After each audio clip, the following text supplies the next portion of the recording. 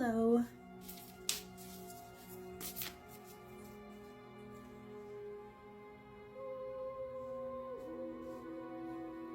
You know, sometimes life is full of humor. Because you see, I just finished filming a very funny intro to the spell book, since the spell book is both the most interesting blessing and the most interesting curse. I think it falls under blurs. This is the spell book, the great book of magical art, Hindu magic, and Indian occultism.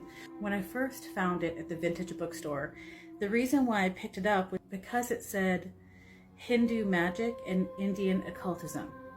And as somebody who loves Hindu spirituality, and not only loves Hindu spirituality, but loves Tibetan spirituality, I thought it would be amazing to see what they were writing about at the time that this was first put out into the world, which was, the last publishing was in 1939. This is the book, and I just pulled a card, an oracle card, and it's from the Hocus Pocus tarot deck, and it's the Hierophant, and the Hierophant is book. Like, really?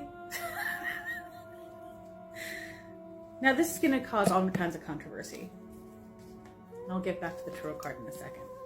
And the reason why is because I'm about 150 pages in, and I know enough about magic and different esoteric spiritual belief systems that are not Eurocentric. And it's mainly Christianity dressed up as a cult. It's not really what you think it is. And I published a spell early on when people showed excitement about the book. And the spell was very frog-hating. He likened frogs and snakes to original sin, saying that since snakes fooled Adam and Eve, caused the whole fall from Eden, that snakes were bad and so should be used in specific kinds of spells. And since frogs and toads ate dirt, that they represented evil. These things are not true. Frog and toad medicine is incredibly good at protecting and incredibly good at healing people.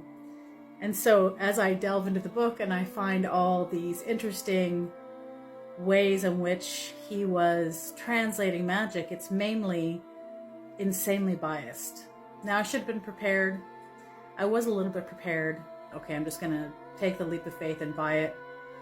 It was $75, so it seemed like a lot of money at the time.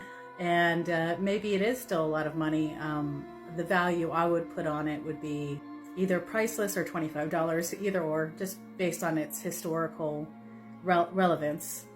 Okay, so the card book, the Hierophant, has come into your life to expose you to different forms of teaching. Obviously, magical and spiritual teachings are coming into your life to reveal who you are through these different modalities. What's drawing you at this time, spiritually speaking, whether it's going to be from a book or from a mentor, is going to reveal to you the next phase of who you are as a wisdom keeper, as a spiritual person. And there's steps for everybody, and not all the steps are the same. Sometimes we're supposed to make mistakes before we make successes, and we have to leave room for that. And the reason being is because of the fact that sometimes our mistakes are our greatest teachers. And not many people want to admit that as a fact or as a truth, but it is. So now that the Hierophant has come in, it's time for you to study, at the very least, if not esoteric material, new things that you need to be learning from. Take it from me and the book. There are many different things to learn in this world.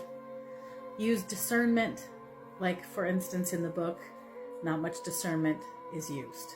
I'm excited about sharing it with people, but I'm also hesitant. I know enough about magic to know that there are improper ways to practice. And this book definitely has a lot of room for improper ways of practicing.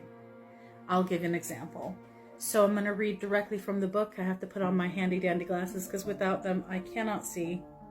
Boom shakalaka, glasses are on. Also it is true that a sword with which a man is slain hath a wonderful power. Again, if you dip a sword with which any one was beheaded. Yeah, okay, let's go find a sword and behead somebody so we can do magic. In wine, it will cure quartan, the sick being given to drink it. How about we don't behead people? Because, like, if you get this book and you're like, oh, you know what? We have to behead somebody to do magic. Sorceries. Enough of that. But we had to approach it because, you know,